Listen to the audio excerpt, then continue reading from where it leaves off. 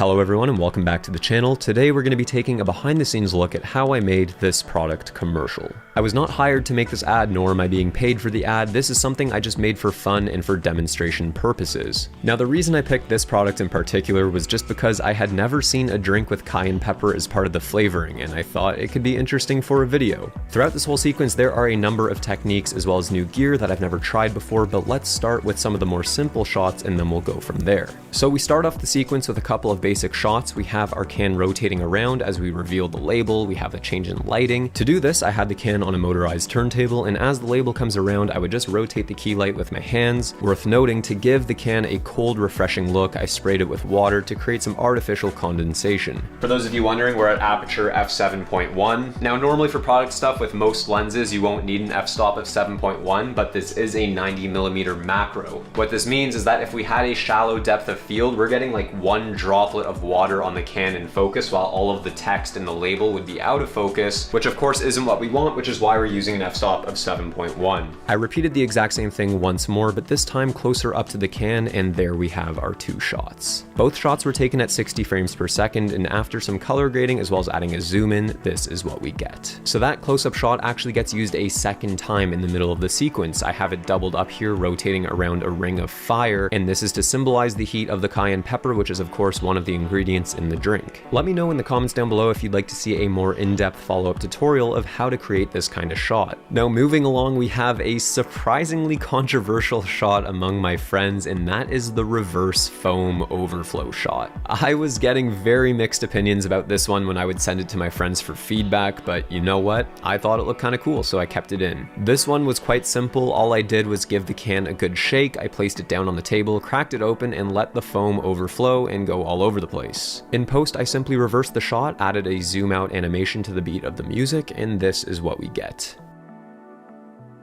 For the final shot of the sequence, I used the same compositing technique from the vodka soda commercial I made a while back. We have three cans shot separately in front of a blue screen, and then I masked them into one shot. You can actually learn the basics of this kind of technique from a recent tutorial on my channel called Making a Boring Shot Way Better. Next up, we've got the flat lay shot of the can lying on a bed of lemon slices. This one is almost as straightforward as it looks. I sliced up a bunch of lemons, threw in a couple peppers in there with our can, and went to work handheld trying to get an interesting flyover kind of move with the 90mm macro lens. And I'm also adding in this light here on a nice warm hue to give it a little extra kick to make it look almost like a sunset. Now there's two things in editing that really make this shot work. The first is obviously stabilization. Without it, being smooth with a 90mm is insanely difficult, but in addition to that, I also added a little tilt move by adding some keyframes on the Y position at the start and end of the clip. And now it is time for the fish tank. We've got our lemons, we've got our peppers, we've got our can, we just gotta drop it all in the tank at once and hope for the best, right?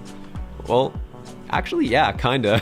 First and foremost, we're gonna cut out a piece of our backdrop and secure it flat to the back panel of the fish tank. This will ensure that the background color is nicely lit and gives us a closer match to the other shots we already got. Now, what's different about this setup from past setups is that when we were shooting on a black backdrop, you actually want distance between the tank and the background. That way you can keep light off of it. But because this is a bright color, we want it well lit and we want to avoid shadows and reflections. Next, I'm just gonna make sure that the camera is set to 120 frames per second so I can slow the footage down. Full speed, this movement would be way too fast, and it might look sped up, but it's actually not. The can is just very heavy. This is why we want a high frame rate so that we can slow it down in post. Oh yeah, and thanks to Dennis for helping out.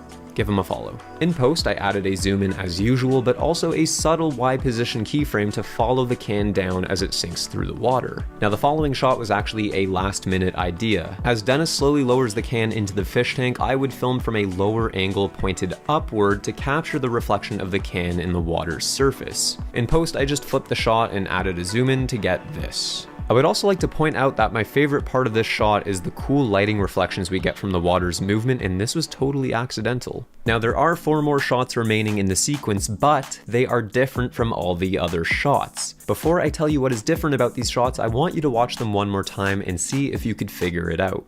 Now if you guessed that these 4 shots were taken on my new high-speed camera, you would be correct. Now you might be thinking, Daniel, what on earth is that monstrosity you call a camera? And long story short, it's a high-speed camera used for capturing slow motion, and let me tell you, it is not as easy as using any ordinary DSLR or mirrorless camera. I'm currently working on a video coming very soon all about this camera and how it works, so if you'd like to see that, make sure you're subscribed and turn on notifications so you don't miss it. For our top-down splash shot, Dennis built a custom shallow version of a quote-unquote fish tank or tray using acrylic from the hardware store. He designed it specifically so that when it is fully filled, the water would just be covering the label of a can. That way, when you're filming or photographing products, you can control how deep in the water they're sitting with more flexibility for different camera angles. My good friends Dennis and Aaron took the piece of blue paper from our backdrop and placed it underneath the tray, and then we proceeded to fill it up with that good H2O. One of the reasons we're filming outside is because the sun provided plenty of light for the slow-mo camera, but more than anything, it was basically the first day of the year where the weather was actually tolerable, so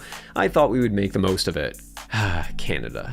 Anyway, it was a super bright day and the shadows were very harsh, so Aaron held up my scrim gym with a full stop sheet of diffusion to soften up the light. It might look like we're shooting into the dark now, but you can see from our footage that it is still plenty bright. Here's what a test shot looked like without any diffusion, and you can see those super harsh shadows. In post, I did some color grading, cropped and repositioned the shot to be more centered, and this is what we get. This might be my favorite shot of the sequence, but I kinda change my mind every 5 minutes, so I don't know. Now onto the pouring shot. This is my first time ever trying the slow-mo camera handheld, and it worked out surprisingly well. However, I do understand why a lot of production companies use robots, because it is extremely difficult to nail focus handheld.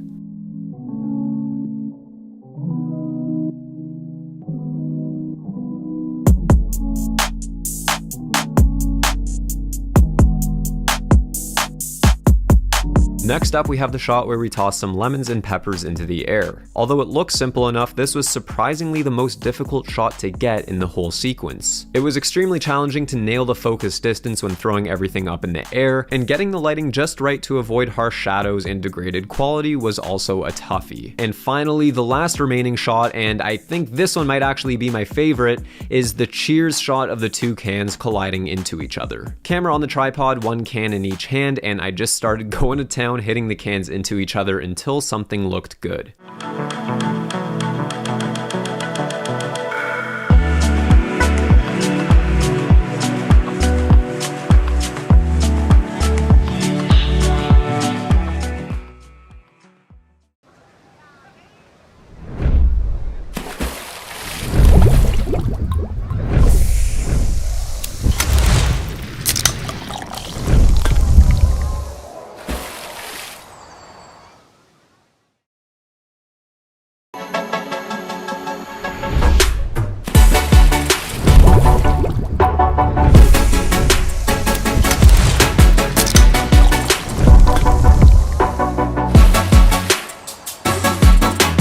But that is it for this one. Thank you so much for watching. Subscribe if you liked the video. Follow me on Instagram at daniel.schiffer, and I will see you guys in the next one.